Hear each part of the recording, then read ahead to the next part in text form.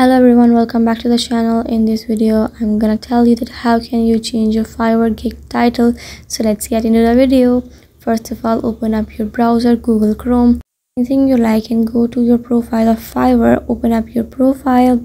After opening it, switch to seller's account and go to my business. After reaching there, open up your gigs. After tapping on that, see your active gigs and tap on that and then move forward. In terms to move forward, just open up your gig.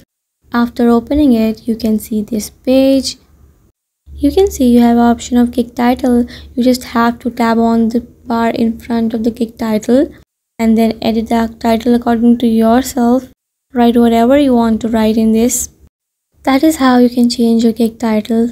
I hope you liked the video and I hope this video will help you in any way. Thank you so much for watching it, and if you like the video, like, share and subscribe to our channel. By following these steps, you will be able to change your gig title easily.